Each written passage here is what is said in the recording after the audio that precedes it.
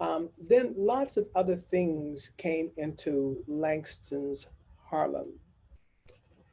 Um, Drugs, racism. He addresses avarice in the poem, the greed of money. All those things came into his beautiful Harlem. You can still go in Harlem to the brownstone where Langston lived. And there's a window, and you can actually look out that window to see kind of what was he looking at when he was writing these words about dreaming a world that's so different than what was going on. Um, the text goes like this: I dream a world where man, no other man will scorn, where love will bless the earth and peace its paths adorn. I dream a world where all will know sweet freedom's way, while greed no longer saps the soul, nor avarice blights our day. A world I dream where black or white, whatever race you be, will share the bounties of the earth and every man is free, where wretchedness will hang its head and joy like a pearl attends the needs of all mankind. Of such I dream, of such I dream. I'm going to play a little recording, and you might ask, why did he pick that recording? Because this has been recorded hundreds of times with full orchestra and big choruses. But this is the Handel and Haydn Society. And the reason I play it, because you see this guy over to the left, his name is Reggie Mobley. He's a countertenor. He's becoming probably one of the world's most well-known countertenors. Everybody in England uses him. Um, and he says, because his voice moves so quickly and trills and all that kind of thing. And he attributes that to singing gospel music because he can wiggle around really fast. But Reggie was in charge of a program early when Handel and Haydn decided that they need to do something to celebrate the music of African Americans. This piece was chosen. You will notice in the performance, they use the children. They actually use a string quartet from the orchestration, and then adults on the other side. And it's nice to hear those little people's voices. Can you hear it?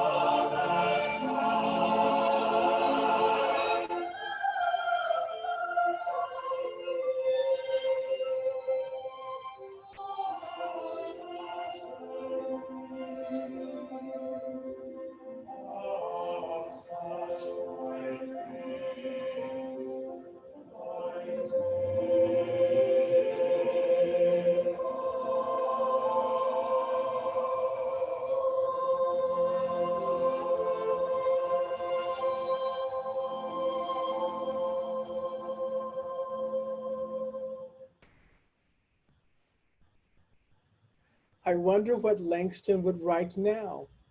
Would his look out on his beautiful Harlem be any different than the look out of my window in today's America? I think he would have the same questions. Besides this year, every other year for the last 15 years, I see some 3,000 high school students every year in every state except Rhode Island and Delaware um, during the all-state practice. And every time I see them, I see the possibility of hope and the possibility of change. As artists, we write about what we see. We write about what's going on in our lives. And he addressed greed, he addressed avarice, he addressed racism, he addressed those things that he saw happening to his Harlem. Well, they finally exploded. By 1935, there was a riot in Harlem. A young Puerto Rican guy had gone into one of the stores. He had got arrested. The people rioted. 3 people were killed and hundreds were injured during that particular time. By 1948, Truman issues 2 executive orders saying about the desegregation of the armed forces and guaranteeing fair employment and practices in the civil services. The military took 2 years to push that through the law, and very few African Americans became officers. So that's 48. We still aren't doing any better. Okay? So by the 50s, another movement comes along and says, we've got to move forward. And how can we move forward? And that movement began what's called the Civil Rights Movement. And for me, I was born during that time. I'm a child of the 50s. And I remember the riots during that time. And as I think about what will life be like, what was it like? On a personal standpoint, the schools in Wichita, Kansas were segregated when I grew up. Black teachers were only allowed to teach at the elementary level and not at the secondary level in Wichita. Only white teachers could teach high school. And that's because, we had these elementary schools and we could have all Black elementary schools, but by the time we got a little older, we couldn't have all Black anything. My older sister was one of the first teachers to teach at the high school level. She taught English and German. Yeah, a Black woman that teaches English and German. But that was my big sister. And growing up, my mother was a single parent, raised us by herself, and worked for Continental Trailways. Most of you are too young to remember the Trailways and the Greyhound. There were 2 bus lines. My mother cleaned those buses, so that meant she had to be at work at 5 o'clock in the morning. And it was up to me to get to my school. Well, sometimes I'd arrive at 11, depending on when I got up, 10 or whatever. And my mother said, this is not going to do, and I can't quit my job. So she went down and petitioned the school board to allow me to go to the junior high school that fed into my sister's school, which was 40 miles away from home. Truesdale Junior High School was all white. There were no teachers of color. There were no custodial workers of color. There was no office staff of color. Everybody was white. And when I arrived at the school, the 9th graders all barred at the door and said, we're not going to let one of your kind in here. And I thought, God gave me some sense. Eventually the bell's going to ring and they're going to leave. So I just stayed out there till the bell rang and they went on in, and then I walked into the school. And, as I got in, no one spoke to me. And finally I made it to the music room. And the music teacher said to me, he said, well, young man, this is music. I said, I'm aware, sir, that's in my schedule. And he says, do you play an instrument? And I said, yes, sir, I play the piano. And he said, do you read music? I said, yes, sir. I play the piano and read music. And he says, well, you play me something. So I sat down and I played him Brahms' Ballade in D minor. And his eyes got all big And he immediately moved me out uh, to the ninth grade ensemble called the Lads and Lasses, where as a black man, I graduated to wearing a kilt. As choral directors put people in some of the most obnoxious outfits they can find. So then I went to South High School where my sister was teaching, and the odds were a little better, a little better. And of course, I went to the choir room, and immediately, they had heard I was coming, so I went into the choir room. And my high school teacher, who had good intentions, started, okay, let's start with this piece of music. So she started, soon we'll be done with the trumpets at the wheel, the trumpets at the wheel. And I'm sitting there, I'm going, I hate this music. I hate this music. And finally she looked over at me and she said, well, Andre, take that solo. I said, there's no solo there, you know? And and so she says, well, you know what, how you guys do it. And I went, I hate this music. So with that in mind, I had 2 years of high school and I thought that's enough time in high school. So I went to college where I went from being a Southern Colonel, where our school song was Dixie, to being a singing Quaker. So I'm there and Charles Hurt comes and we do Song of Democracy, a piece that I love and that I probably have conducted about 10 times. Then this little bitty guy comes in and he starts off with this music. But he was an incredible teacher, and that's what you guys are. You have no idea what power there is in your teaching. And being a good teacher, he watched behavior, just like I'm looking straight down the screen, okay? He watched behavior to see what was going on. And at break time, he said, son, can you go for a little walk with me? I said, yes, sir, I can do that. And he took me outside and he said, son, you don't like this music very much. I said, no, sir, I hate this music. And he says, well, what do you hate about it? I said, soon we begin with the troubles of the world, the troubles of the world. And he said, that's not even my piece, that's Dawson's piece. And I looked at him and I said, your piece is not much better. Now that's a cocky little 16-year-old to a man who was one of my strongest mentors. His name was Jester Harrison. And there was a series called, Amen, where he plays Wally the Deacon. And before that, the movie Lilies of the Field. That was the movie that Sidney Poitier got the Academy Award. Sidney can't sing. The person singing Amen in there is Jester Harrison. And he goes back for a long film career. But he took the snot-nosed kid, and all of you are going to have a snot-nosed kid. A know-it-all kid. You're going to have one. And I'm already teaching at Yale, and I know which know-it-alls I got to deal with, okay? But he took this know-it-all kid, and he looked at me, and he says, that TH sound is bothering you, isn't it? Out of all the dialects in Africa, there's no in the dialect. Your ancestors accommodated. I went, oh.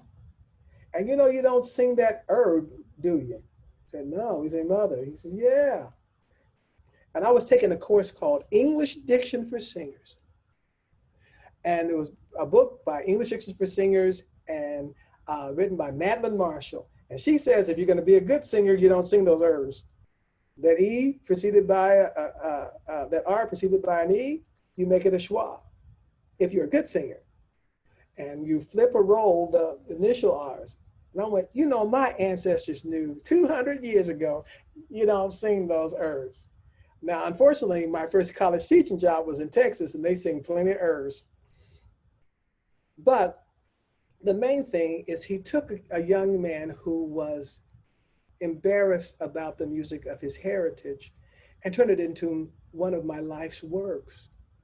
And he did that, and I say this to you as you work with multicultural music. You must put as much energy, time, and effort in understanding multicultural music before you put it on students that you're going to work with. Students from that culture should come from your classroom feeling enhanced, and those that are not from that culture have a growing appreciation of the music of that culture. This happens often in our organization. I remember hearing from the Maori at ACDA National Convention. One of our fine college choirs came out and did one of the Maori songs and danced it, you know? And then I heard from the Maori chief saying, Andre, is there anything you can do about America? That's our funeral song. I'm going, but they saw it at a reading session and they thought, oh, it's cute. And then they choreograph it and dance it. And that's what we do with that music. And we've got to be careful that we understand first the culture and the performance practice of that music. Now, with all of this stuff going on in the civil rights movement, it became difficult to become hopeful, determined, and clear eyed. I want you to listen here to the Winston-Salem State University Singing Rams with baritone Kenneth Overton. And this is an arrangement by Moses Hogan. There's a man going round taking names. And this is all epitome of what happened throughout the civil rights movement and earlier. Let me go back. I didn't mean to do that.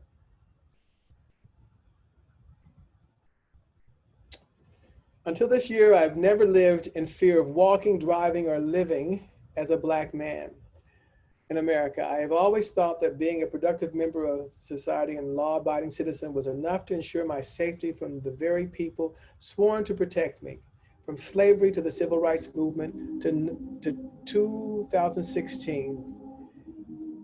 And I'll let you finish reading all that. Take a look and listen.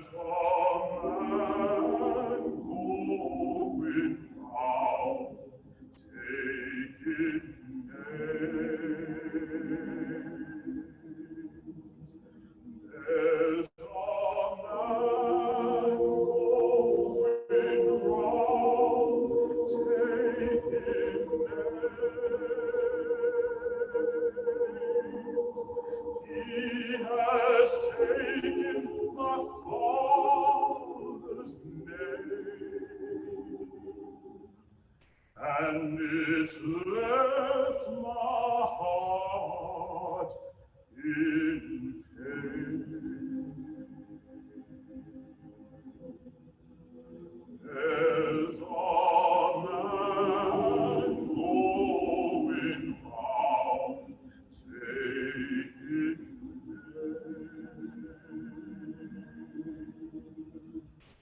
Oh, death is that man taking names. Oh, death is that man taking names. He has taken my mother's name, and it's left my heart in pain.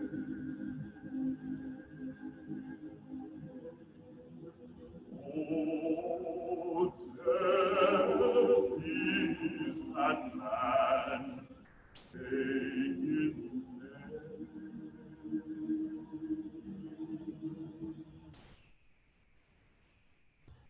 Pretty poignant. So, where does that leave us? That leaves us that we've had hundreds of years to begin to make that change. Who can better make that change in society other than the people who teach the people of society? And if we teach with the heart and the love and determination and respect for all human beings, it will transfer. I was so impressed sitting here and turning on my television and looking at Black Lives Matters and seeing that it wasn't just a Black event. It was all society coming together to saying, this is wrong. We must change the way we live. We must really be that change. What's prompted that? Well, we had over almost 200 alumni and current students wrote us at Yale saying, You do a wonderful job with bird motets, but we know nothing about the music of people of color. Why can't we study that as well? Why can't that be a part of it? So immediately, we're going to have probably more pieces of people of color than any institution in the United States. Um, because those students made those changes. And as conductors, we make those changes. How do our organizations help us make those changes? Well, I'll be quite frank with you. I think that ACDA does a pretty good job. I mean, we're criticized all the time that we aren't doing enough, but I think we really do. I remember the very first time I had my first transgendered student, and he was female to male, and he was in the men's glee club, the collegians, you know, and immediately he says, will it be okay for me to be there? I said, absolutely. And I said, what part are you comfortable singing? He says, well, I'm not sure, maybe tenor. I may have to go to baritone. It was at an ACDA conference that I learned about hormone therapy and what happens with transgender voices utilizing that. That's my professional organization. That's what you guys do. You say, our folks have to deal with this. Let's take a look at it. And let's be better about how we work with that kind of voice. And I will never forget that particular student. You know, it was like, wow, you know. I also learned that we are individuals and we best learn how to teach people when we know them individually. And you say to you, what do you want to be called? What is your name? What is your identity? What makes you comfortable in the learning environment? Okay. The song said there's a man going round taking names. I will tell you this, the moment that somebody realizes that they're acknowledged, if I call Chris's name, Chris, oh, there's some accountability for me. Yeah, Chris is there. I recognize Chris or Laura as a person, or Rebecca, or Jeremy, or Matthew. When those names of that individuality are called, we can make those changes. So yeah, that's what ACDA is doing. ACDA also came out with its COVID-19 Response Committee report, released June 15th by 13 highly respected colleagues that represented all the regions of ACDA.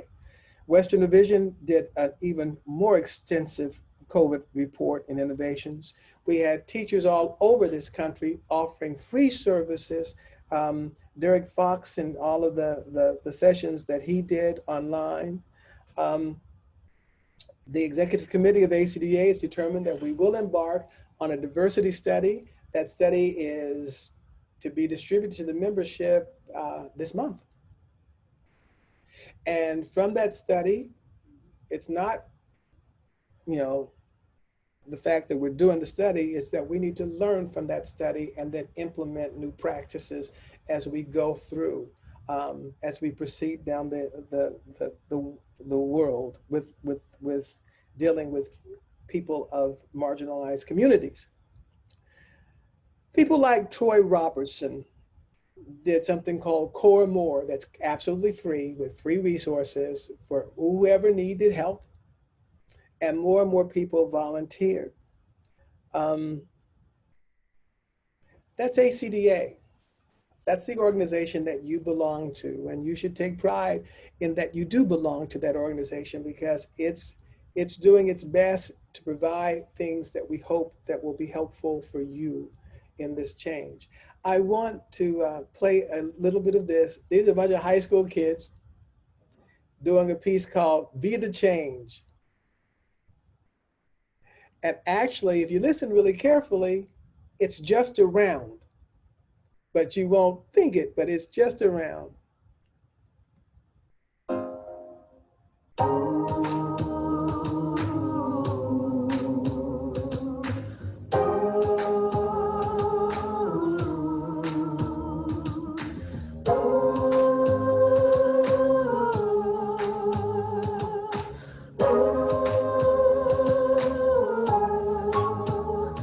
I will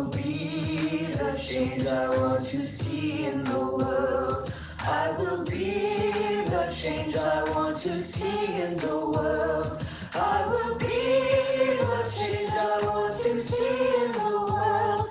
I will be the change I want to see in the world. When I woke up this morning with both feet on the floor, while my head held high, I stepped outside my door. On my face with a smile, in my heart with a song. The first thing I encountered was somebody do wrong, yeah. Be the change I want to see in the world. I will be the change I want to see in the world. I will be the change I want to see in the world. I will be the change I want to see in the world. I will be the change I want to see in the world. I will be the change I want to see in the world. I will be the change I want to see in the world. I will be the change I want to see in the world.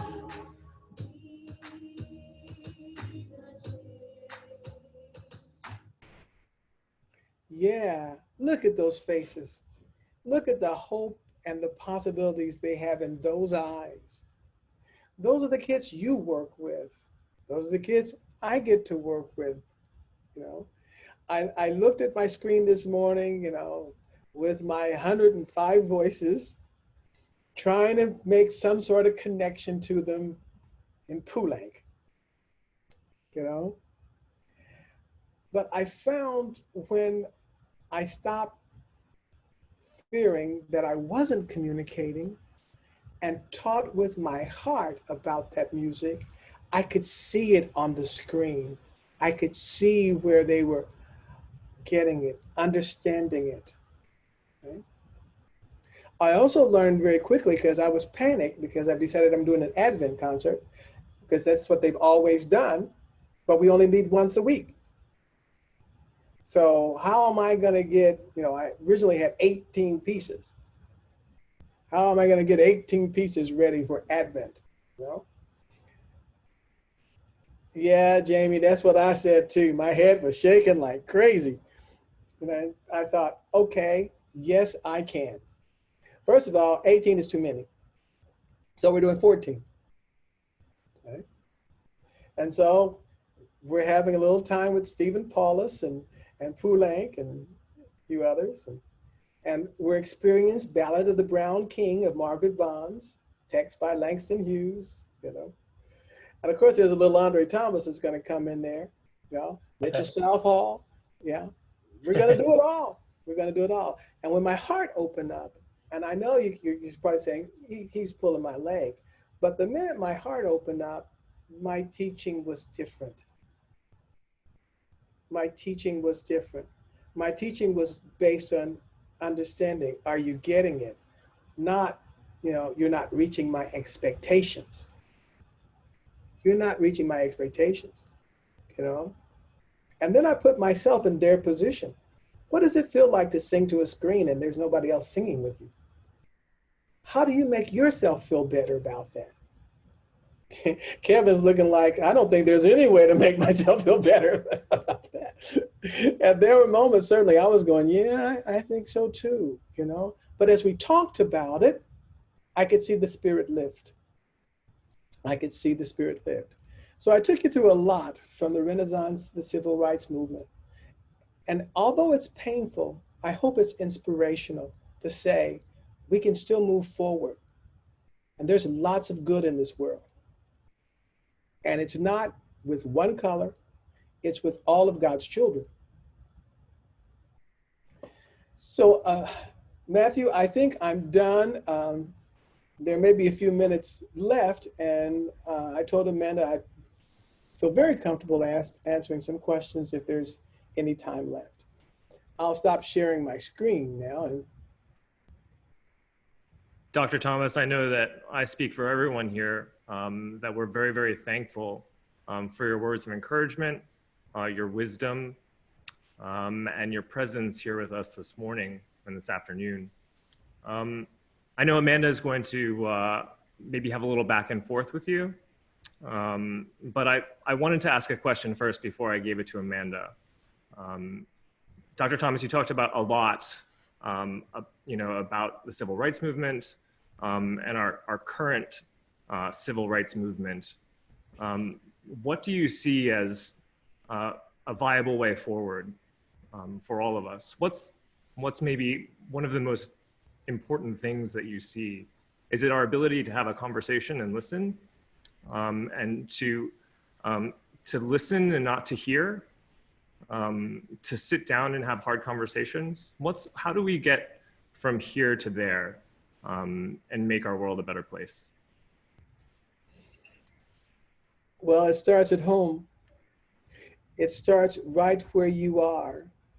You know, you can't really think in terms of, I'm going to change the whole world, because you won't be able to change the whole world, but you might be able to have a small influence from the people that you work with and that you deal with. That will blossom out. And you never know who you're teaching.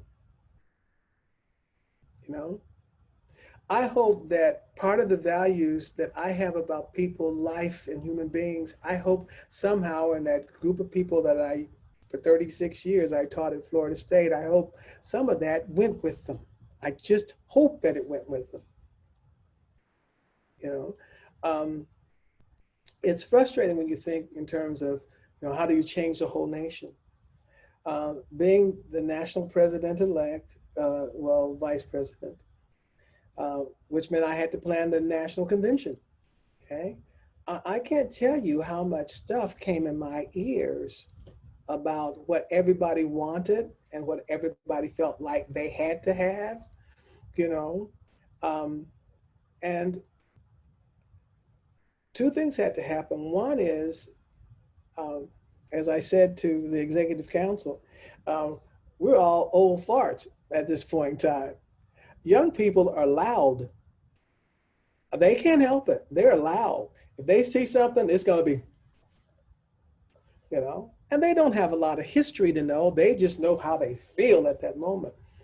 And I'm learning to take a breath and say, don't react to it. Just listen to it. Just listen to it. Because there may be something inside all that message of loudness that really needs to be addressed and tackled. And that's kind of how I feel, Matt. I mean, I'm one person, and I see a whole bunch of people, and I can't change the world. You go to my Facebook page, you're going to see people from South Africa, from Namibia, from Ghana, from Seoul, and wherever I've been, that are my friends. And each place I've gone, they've taught me, they've taught me, and I have to remain open to that. And I think you do too, as the teacher. You just have to remain open to learning and know that maybe the way you've always done it, it might be time to do it a little differently. And man, that's hard. I mean, I've really graduated on how to switch back and forth for shared screen and all of a sudden, I'm getting better. I am getting better. I am getting better. But when this all started happening, when everything started happening, everything closed down, my first thought was, they said, are you still going to teach? And I wanted to say, no, I'm retired. I am not going to teach. I'm not going to put myself to having to deal with this all on a screen. Well, what are you going to do about Camerata? Well, they won't be allowed on campus. They won't be allowed here. I said, well, after you've not allowed them so many places, I guess I'm going to have to just teach them any way I can. And that's what it turned out to be, And that's why I got 105 of them. Now I have some moments. I'll say, now you're going to have to learn to trust me, because I'm going to listen to your tape, and it's okay. I'll never embarrass you. I will never embarrass you, because I would only embarrass myself. You do the best you can, you know, and technology will take care of the rest. Well, Dr. Thomas, it's clear that that you continue to make a difference for all of us. That you're making a difference for Camerata. In fact, I see one of your Camerata singers here, so they just can't get enough of you, Dr. Thomas. Oh, Um, wow. They should be thoroughly exhausted by now. Sarah Reed, good to see you. Amanda, did you have a question or two for Dr. Thomas? Actually, Dr. Thomas, you addressed so many of the things already that were kind of in my mind, and we're at the end of our time. This has been an amazing session, and oh my God, my heart is so full. Thank you so much. I am so thankful. I know we all are. But it is time to move on and take a little break and go into our next session. Unless there's anything else, Dr. Thomas, that you would like to add before we transition. No, yeah, there is. Okay. Give yourself a break. I mean, what I mean by that is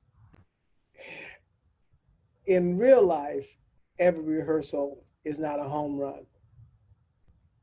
And just because you're online and the rehearsal goes, you want to at least drink the whole bottle of Crown Royal. Just take a couple of sips and give yourself and say, hey, it was one of those things. I'm going to figure it out. I remember being so nervous about, am I going to flip back and forth for this? And oh gosh, I can't get the music up, and oh, I can't get, and it's like, yeah, whatever. And give yourself a break, because we're learning to do this all together, but don't give up. Music is too important to give up, okay? Some people would like to say, we're done. Music is done. There'll be no more singing, no more, we're called the super spreaders. Of course, clarinets can spread as much as we can spread too. But, don't give up. I think the climate in our country will change. We will get better, okay? And if we disappear, it's going to be really almost next to impossible to get it back. So we've got to keep going. And we've got to show every administrator that we can do it. In any kind of service, we can do it. We can keep music there for that child. And when I think about, some of the kids I've taught that I didn't even know I taught, you have them in a choir, in a big all-state choir. You don't know they're there, but they are. They are. And so give yourself a break. Don't be too hard on yourself. Keep working. What I've learned is this takes a lot more than the normal situation takes. I mean, just working on IPA, trying to get unification of sound and figuring out where the IPA symbol is on the thing so I can put it up on. It's hours. I could just go to the blackboard and put an ah there, It's hours of time. It's taking a lot from us, But Yes, very much so. Oh, thank you so much. And I will say to everyone in the Zoom, Dr. Thomas was my all-state conductor in Iowa in 1992.